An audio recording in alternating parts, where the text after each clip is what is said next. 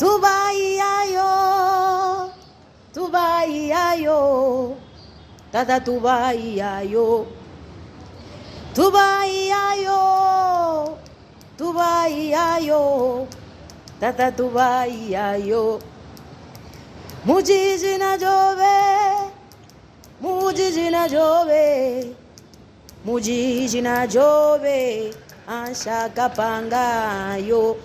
Iabe wala ile pomukangita kemi mwenanga bine kemi tawanga yo ayo yo tata tuwaiya ukutota awatuleza yo wotuwaiya ukutota awabibumbo yo kabunda ngulu kafulamo ba wanyeke nyeke wakabunda ngulu kafulamo ba wanyeke nyeke oh oui mugomo como kiaji. Comme il est doux et agréable aux frères de demeurer ensemble, fidèles téléspectateurs de la Kasumbalesa Radio-Télévision, bienvenue dans votre émission Père TV Gospel. Père TV Gospel, c'est une émission subdivisée en 3 parties. La première, adorant l'Éternel. Dans cette rubrique, nous essayons de dire merci à Dieu pour ses bienfaits, ses hauts faits dans nos vies. La deuxième partie est consacrée aux actualités. Nous annonçons les activités qui se préparent, qui se déroulent dans la ville de Kasumbalesa, dans la province du Haut-Katanga, mais pourquoi pas dans la République démocratique du Congo tout entière. Et la troisième partie est consacrée aux invités, comme vous les constatez déjà aujourd'hui, que sur ce beau plateau, je ne suis pas seule.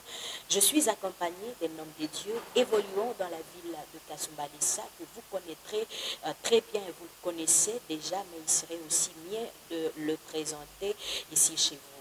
Réalisation, c'est Serge Kayombo qui est en train de réaliser. Nous disons merci à Russell Moulaja pour la coordination et la supervision de cette émission. Grâce Kibonda, c'est bien la personne qui est à la présentation de cette émission. Nous commençons avec la rubrique Adorant l'Éternel et puis on se retrouve pour la continuation de cette émission. Zamba saliba mingi basutuki Zamba kama singa ye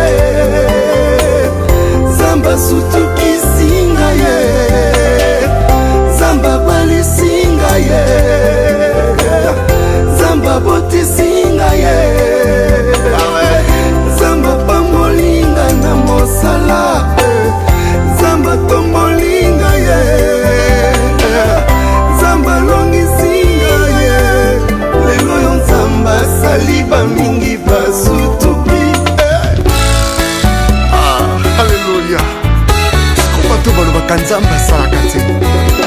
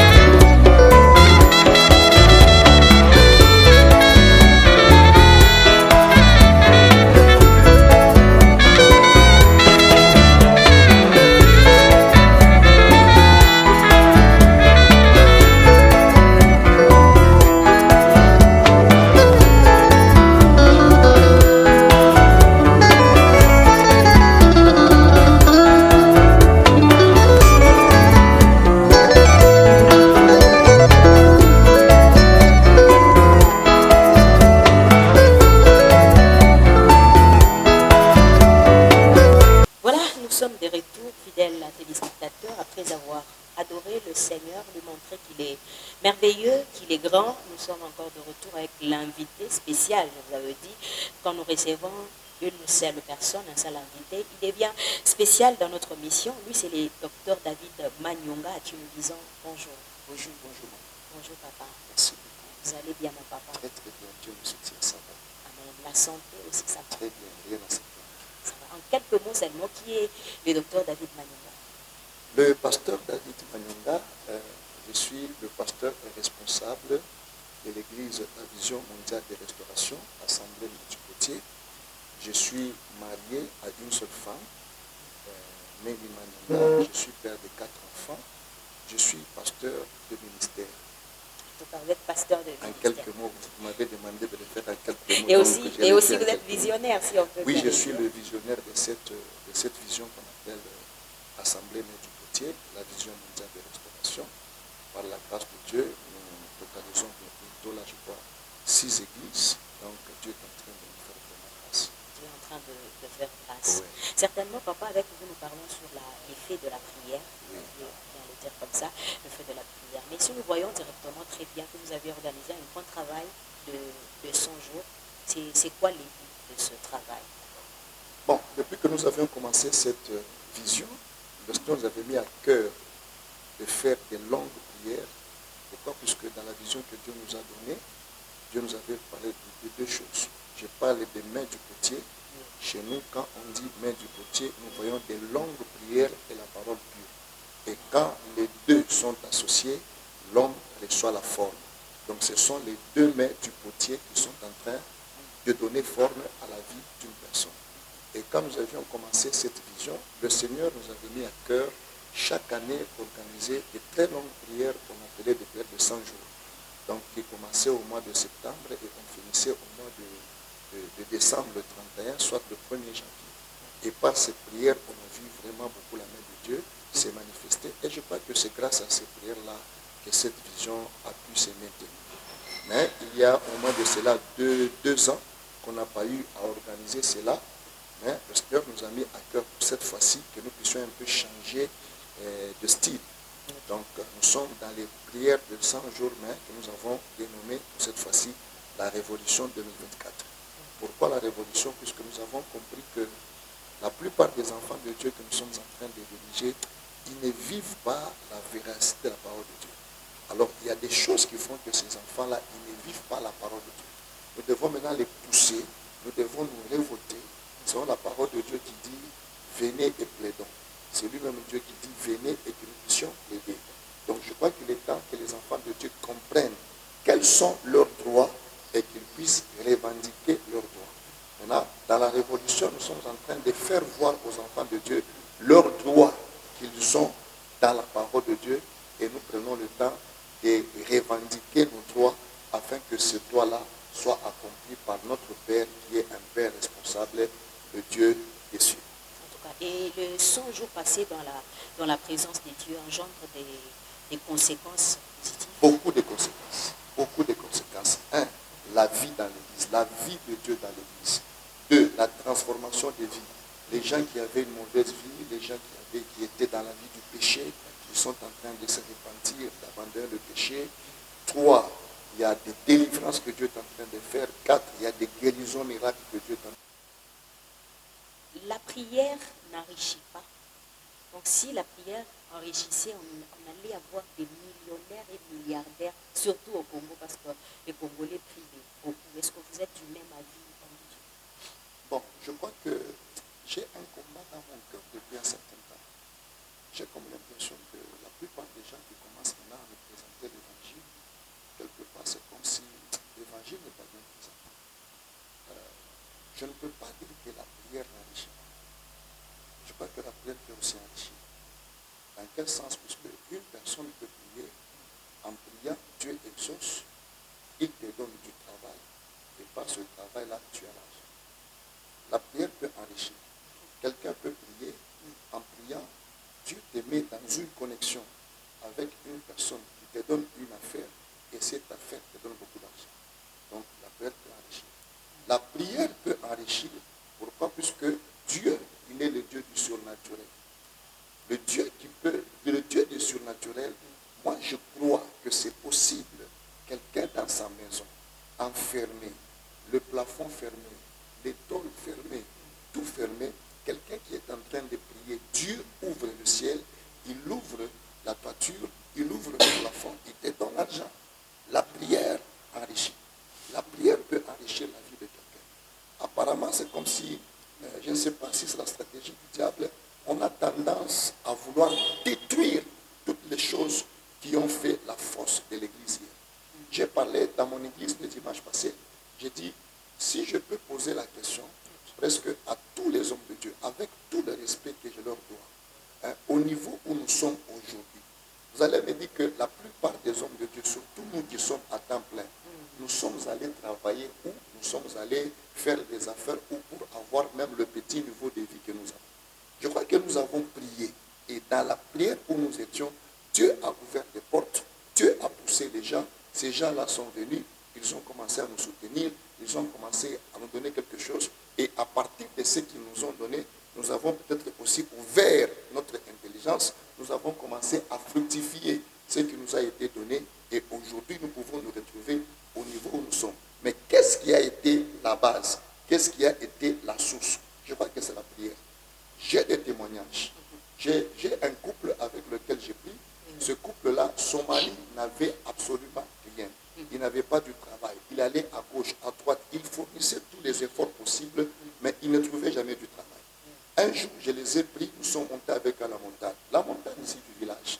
Nous avons prié, prié, prié. Après la prière, le monsieur est descendu. On l'a pris, on l'a nommé chef d'une agence du côté de la Zambie. Il a commencé à avoir l'argent. Il a commencé à avoir l'argent et il est ce qu'il est aujourd'hui. Maintenant, je vais vous poser la question. Qu'est-ce qui a donné cet argent-là? Vous allez me dire, non, c'est son travail. Mais qu'est-ce qui a donné ce travail-là? Je crois que c'est la prière. Puisque la même personne, elle était en train de sillonner partout ici. Avec son diplôme, avec sa connaissance, avec. Il ne trouvait ni le travail, ni l'argent, ni quoi que ce soit.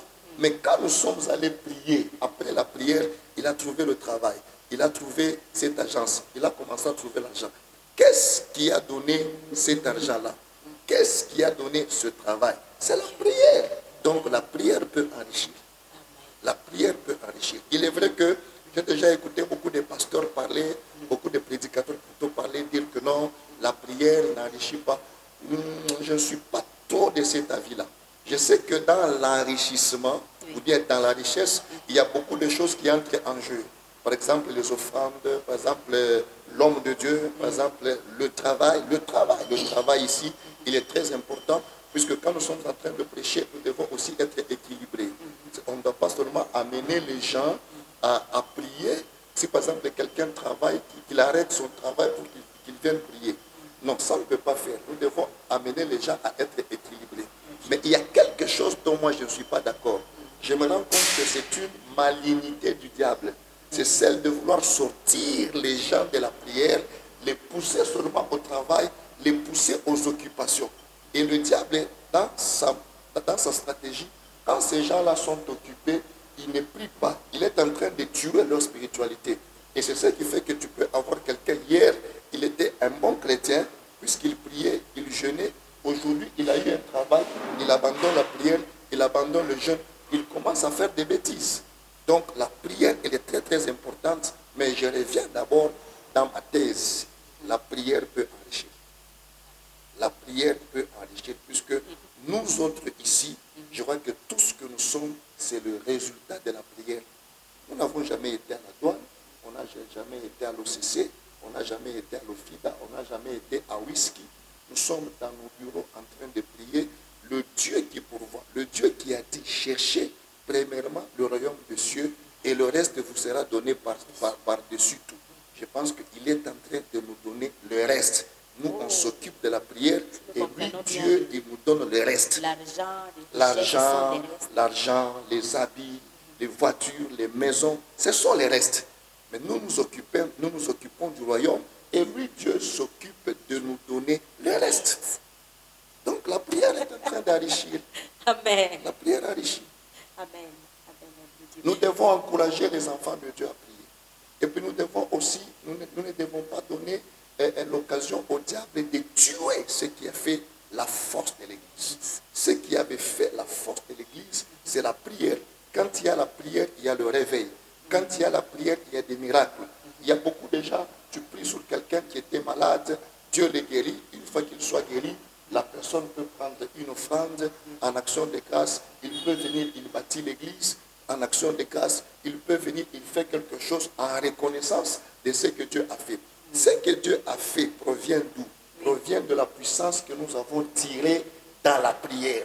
Donc la prière, elle est très, très, très importante. Amen. Très importante. Elle est très importante. Nous avons parlé de la prière. Elle est très importante. La prière peut rendre riche. Mais je voulais aussi savoir, avec les téléspectateurs, c'est quoi alors la prière? Bon, si nous devons définir la prière, je pense que c'est un sujet trop vaste. Le dictionnaire nous dit que la prière, c'est faire une demande.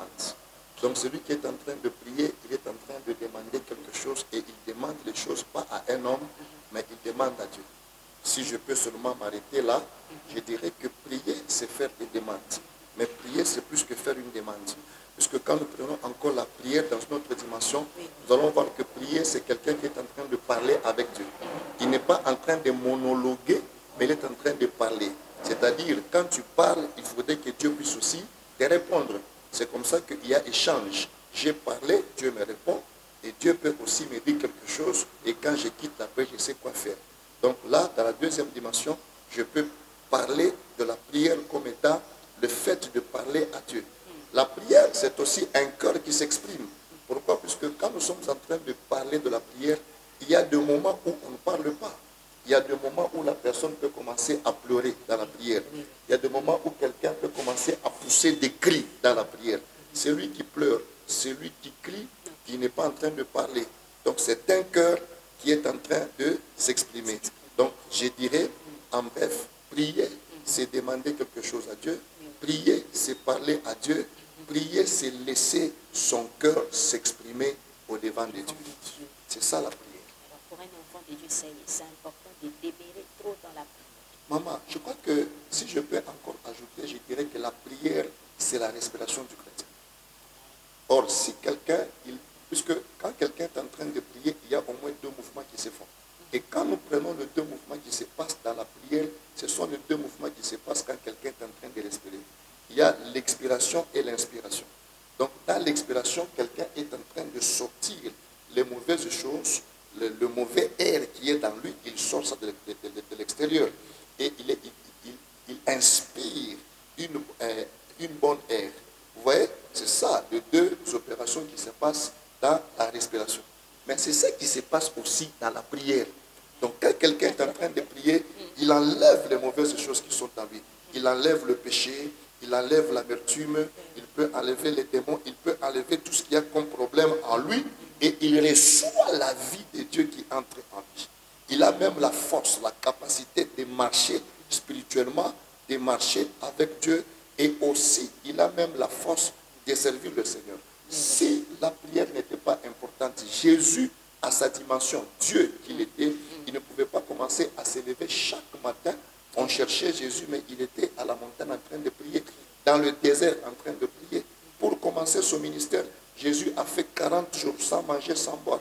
Il était en train de prier. Et pour finir encore son ministère, Jésus était dans le jardin en train de prier. Et tout au long de son ministère, Jésus-Christ était en train de prier. Amen. Donc si la prière n'était pas importante, notre Seigneur Jésus n'allait pas demeurer dans la prière. Et jusqu'au point où lui-même Jésus, écoutez, ce n'est pas un ange qui parle, ce n'est pas un apôtre, ce n'est pas un disciple, ce n'est pas un prophète. Oui. Jésus dit, ma maison sera appelée, pas une maison de séminaire, pas une maison de conférence, mais une maison de prière. C'est ça que Jésus est en train de définir. Donc, comprenez que la prière, c'est la chose la plus importante dans la vie chrétienne. Amen. Voilà pourquoi le diable combat beaucoup la prière. Le diable combat beaucoup la prière. Il n'aime pas voir les gens prier. Il décourage les gens en bloquant leur exaucement pour que les gens arrêtent de prier. Il donne des préoccupations aux gens. Il donne des raisons aux gens pour que ces gens ne puissent pas prier. Le diable craint une vraie prière. Le diable la craint. Mais non, papa, comment reconnaître la vraie prière? La puissance d'une prière, c'est son exaucement. Wow. Il ne suffit pas de beaucoup prier ou bien de faire de longues prières, mais la puissance d'une prière, c'est l'exaucement. Une prière est efficace lorsqu'elle est exaucée. Et pour que la prière soit exaucée, il y a des choses qui entrent en jeu. La première des choses, tu dois être sûr que tu es enfant de Dieu. Puisque c'est lui qui parle, Jésus qui dit, quand vous priez, dites notre Père qui est aux cieux. Donc tu dois te rassurer que tu es enfant du Dieu que tu es en train de prier. C'est la première des choses. Ta relation avec la personne auquel tu t'adresses, qui est ton Père, le Dieu des cieux qui est ton Père. Donc quand nous faisons la prière, nous devons la faire avec foi. La Bible ajoute encore en disant, il faudrait que tout celui qui s'approche de Dieu, qu'il croit que Dieu existe et qu'il est le rémunérateur de tous ceux-là qui le cherchent. Donc s'il n'y a pas de foi, il n'y a pas d'exaucement. La troisième des choses, je crois, dans la prière, c'est la sanctification. Et ce monsieur-là, il pouvait répondre aux gens qui lui ont posé la question, il leur a dit, c'est que je sais, Dieu n'exauce pas la prière des pécheurs. Donc, si quelqu'un ne se sanctifie pas, sa prière ne sera pas efficace. Je crois que la quatrième des choses, si je peux peut-être m'arrêter par là, c'est la persévérance. Beaucoup de gens, ils commencent, mais ils ne sont pas persévérants. La foi te demande de persévérer jusqu'à la fin, alors tu pourras voir les résultats. La puissance de la prière, c'est l'exaucement. La puissance de la prière, C'est l'exaucement. Je rappelle déjà aux téléspectateurs que j'ai avec moi sur ce plateau l'homme de Dieu, le pasteur David Manyonga de l'église Mai du Potier. Avec lui, nous sommes en train de parler de l'effet de la prière. Mais papa, est-ce que c'est possible que quelqu'un qui a Jésus et qui demeure dans la prière puisse échouer? Oui, c'est possible. Si quelqu'un ne respecte pas les principes de Dieu, il peut échouer. Il y en a beaucoup qui sont en train d'échouer avec Jésus, mais c'est une honte. Oui, c'est possible, puisque nous les voyons. Nous voyons des gens échouer avec Dieu. Nous voyons des gens échouer dans la sanctification et même dans la prière plutôt. J'ai connu un ami, paix à son âme, cet homme-là. Il est parmi les gens qui m'avaient révolutionné dans la vie de la prière. Je pourrais vous dire avec beaucoup de regret que ce monsieur-là était mort par Chokoro. À l'époque d'aujourd'hui, le monsieur il était mort par Chokoro. Donc, malgré cette vie-là de prière, vous savez, il y a ces choses que le diable est en train de faire dans les gens, qu'on appelle un esprit religieux. Quelqu'un peut être frappé par l'esprit religieux, mais il n'est pas en contact avec Dieu. Mais il semble faire beaucoup de sacrifices, mais il les fait en vain, dans le vide. Ou soit il y a quelqu'un qui est en train de prier, mais sans objectif. Si quelqu'un prie sans objectif, si quelqu'un prie sans la foi, si quelqu'un prie sans avoir la connaissance, ou bien sans bâtir sur la connaissance de la parole de Dieu, il peut prier, mais ne pas avoir de résultats et échouer en ayant Dieu. Je pense que dans la réussite, la prière est l'une des choses qui nous amène à réussir, mais les principes sont aussi très importants pour tout celui qui veut réussir. Quels sont les principes? Je crois que le temps ne nous permettra pas de parler trop de principes puisqu'il y en a beaucoup. Mais je crois que le premier principe d'abord sur lequel je peux dire, c'est le respect de son père spirituel. La plupart des gens qui sont en train d'échouer, c'est parce que les gens ne veulent pas respecter, ils ne veulent pas reconnaître et ils ne veulent pas marcher dans ce principe-là de la paternité spirituelle. La paternité spirituelle. Donc, tu ne peux pas être un chrétien, tu ne peux pas être un serviteur de Dieu, tu n'as pas de père spirituel. Donc, tu n'as pas quelqu'un qui est en train de te coacher, tu n'as pas quelqu'un qui t'impose les mains, tu n'as pas quelqu'un qui peut aussi te gronder quand tu fais des bêtises, tu n'as pas quelqu'un, l'ombre sous laquelle tu te caches, tu n'as pas quelqu'un qui pourra aussi te présenter, tu n'as pas quelqu'un qui peut aussi intercéder pour toi. Or, quand Jésus vient sur la terre, vous allez voir que Jésus, à chaque fois qu'il parlait, il ne manquait pas de faire mention à son Père. Donc, si nous aussi, sur la terre où nous sommes, et dans le ministère où nous sommes, le premier principe, si tu veux réussir, si quelqu'un veut réussir, il doit avoir une très très bonne relation avec son Père spirituel. Puisque le Père spirituel, puisque un Père, un Abba, c'est une source. Donc le Père, c'est une source. La source peut être petite, la source peut être moindre, mais c'est cette source qui fera de toi que tu sois une grande personne. Regardez, quand nous allons voir la source du fleuve Congo, c'est une source qui est petite, qui n'est même pas connue.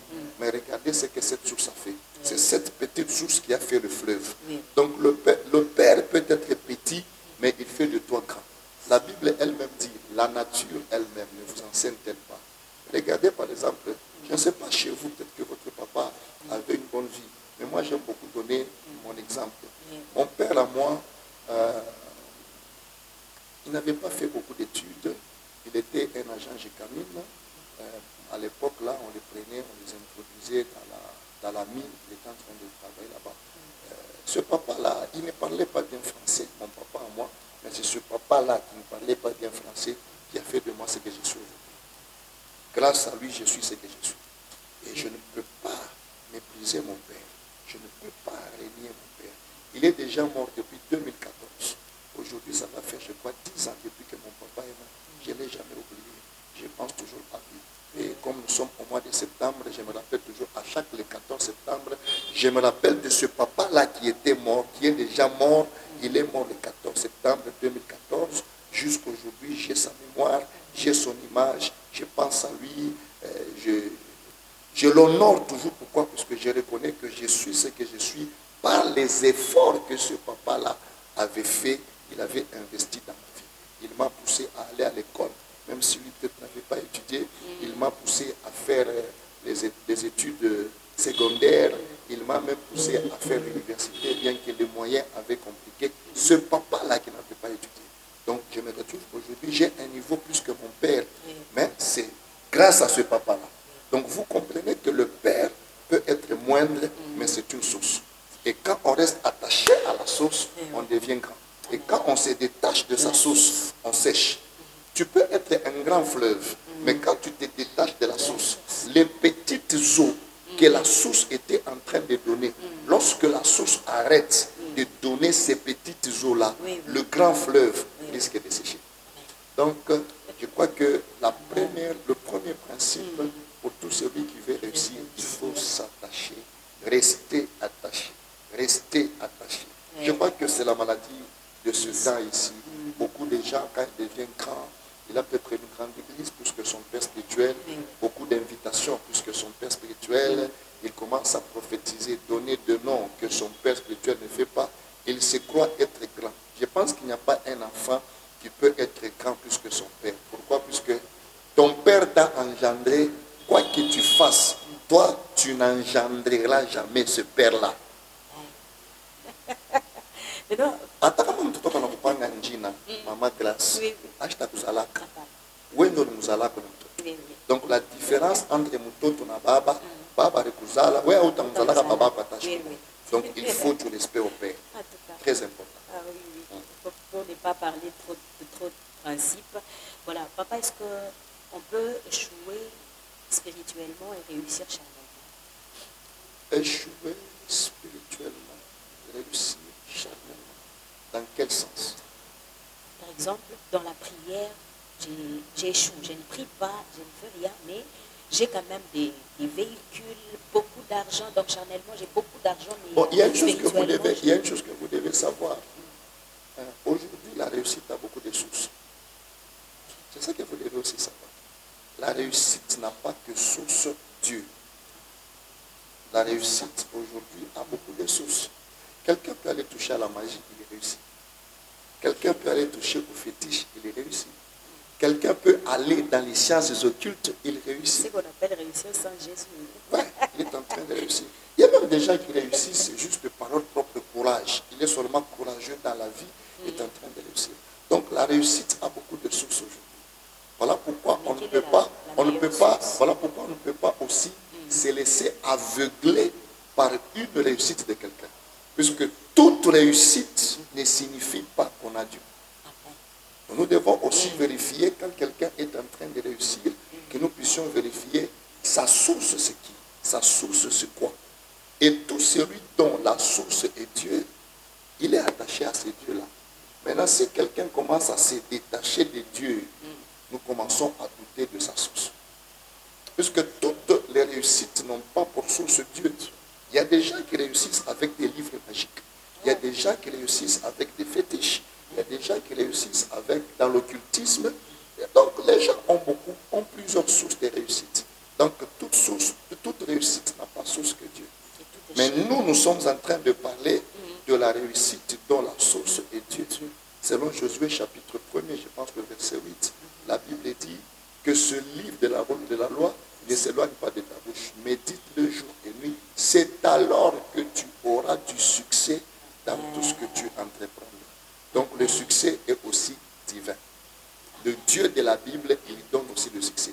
Il n'y a pas que les fétiches, il n'y a pas que la magie, il n'y a pas que l'occultisme, puisqu'à un certain moment, il y a des gens qui commencent à croire que Dieu ne peut pas donner du succès. On nous a à un moment là présenté un mauvais Dieu, un Dieu médiocre. Je voudrais profiter de cette occasion pour dire que Dieu n'a jamais été médiocre, mais il est grand, il est puissant, il est capable. On peut réussir sans toucher aux fétiches, on peut réussir sans aller à la magie, on peut réussir sans entrer dans des maisons occultes. C'est possible. Pourquoi? Puisque la Bible ajoute en disant, celui qui est en moi, il est plus fort que celui qui est dans le monde. Donc le Jésus que je porte, il est plus grand que la magie, plus grand que la sorcellerie, plus grand que les fétiches, plus grand que les occultismes. Donc avec ce Jésus-là, je crois que je peux faire des exploits. On réussit avec Dieu. On réussit avec Dieu. On réussit avec Dieu. Et c'est une grande honte. Si quelqu'un est en train de réussir avec les fétiches, il réussit avec la magie, mais toi tu as Dieu, tu échoues. C'est une grande honte. S'il y a quelque chose que je refuse dans ma vie, c'est échouer avec Dieu. Non. C'est une grande honte. Ça, je refuse. Nous devons toujours réussir avec Il faut Dieu. obligatoirement, nous sommes obligés. Avec le Dieu que nous portons, nous n'avons pas un autre slogan. Le slogan est seul. Obligé de réussir avec Dieu. Obligé de réussir avec Dieu. Fidèles téléspectateurs, nous sommes déjà à la fin de cette émission. Les effets de la prière, l'homme de Dieu a tout étalé, vous avez vu que la prière rend riche, parce que c'est elle qui ouvre le porte. Sans la prière, nous ne pouvons rien. Papa, un mot peut-être de la fin, avant que vous nous donniez le programme, parce que vous êtes dans un grand programme, avant que vous nous donniez le programme, mais un mot par rapport à... Un mot de la fin, je voudrais seulement commencer par vous remercier de nous avoir invités à votre émission. Et la deuxième des choses, je voudrais dire à tous ceux-là qui sont en train de nous suivre que nous sommes pendant un mauvais temps, où le diable est en train de s'élever pour détruire ce qui fait la force de l'Église. C'est comme ça qu'il y a beaucoup d'enseignements qui s'élèvent contre la sanctification, contre la prière, contre la foi, là où on pousse les gens à exercer leurs efforts et tout et tout. Non, bien-aimés, nous devons rentrer sur les bases de la parole de Dieu. Et quand nous rentrons sur les bases de la parole de Dieu, nous allons sauvegarder notre foi et nous allons voir ce Dieu-là agir dans nos vies. Nous sommes un mauvais temps où il y a beaucoup des enseignements qui détruisent la foi. Donc chacun de nous doit beaucoup veiller sur sa foi, garder sa foi. Ouais. Nous sommes dans un grand programme de prière que nous avons dénommé la Révolution 2024. Ça, c'est notre 4e semaine. Nous faisons des fortes prières, des très fortes prières. Nous prions chaque jour du lundi au vendredi, le matin de 6h juste à 7h30 et le soir, nous prions de 17h juste à 19h30. Nous sommes la Vision mondiale des restaurations, Assemblée Mère du Potier. Nous sommes sur l'avenue Mère du Potier, numéro 2, au niveau de l'arrêt Magistrat Michel, derrière ce qu'on appelait dans l'ancien temps Espérance Médicale, c'était un hôpital qui était là. Donc, quand vous arrivez au niveau des arrêts Magistrat Michel, vous regardez à votre droite si vous quittez la douane, vous regardez à votre gauche si vous quittez le Lubumbashi, juste au niveau des arrêts Magistrat Michel là-bas, posez la question, l'église Mère du Potier, vous nous trouverez, venez aussi prier avec nous, vous ne serez pas déçus. Le Dieu qui exauce la prière va aussi vous exaucer. Amen. Et Dieu qui exauce. Et le dimanche, nous faisons 2 cultes. Le premier culte commence à 7h30, se termine à 9h juste. Le deuxième culte commence à 9h15, il termine à 12h juste. Voilà. Le programme de l'Église. Oui. Merci beaucoup. Vous étiez nombreux à travers vos postes téléviseurs en train de suivre Père TV Gospel. J'ai été réalisé par Serge Tayombo, Prince Kibonda. C'est bien la personne qui était à la présentation de cette émission. Nous disons merci à Hussein Moulaja pour la programmation. Nous disons aussi merci à l'invité, l'homme des dieux, le docteur David Manyonga, que nous aimons appeler docteur dans la ville de Kasumbalesa. Vous êtes un père pour beaucoup. Nous vous disons merci d'avoir accepté notre invitation. Merci, c'est moi qui vous remercie. Je remercie aussi chaîne Car TV. Nous remercions aussi l'initiateur de cette chaîne, l'honorable Seta, à qui nous profitons l'occasion pour présenter nos félicitations depuis qu'il est passé comme honorable. Merci à toute l'équipe technique de cette grande chaîne. Merci beaucoup, c'est déjà la fin. Au revoir. Et vous nous retrouvez le samedi à 17h juste, les dimanches pour la rediffusion, à 17h le mercredi à 11h. C'est parti. Merci. Tubaiayo, Tubaiayo, Tata Tubaiayo, Tubaiayo, Tubaiayo, Tata Tubaiayo. Mujiji na Jove, Mujiji na Jove, Mujiji na Jove, Anshaka Pangayo. Iabe wala ile pomukangita kemi mwenanga bine kemi tabanga yo ayo yo yo tata tubaya kukutota tawe tuleza yo wotubaya kukutota awabibumbo yo kabunda ngulu kafula moba wanyeke nyeke wakabunda ngulu kafula moba wanyeke nyeke owi mugomo komo kyaji kyako menwe yo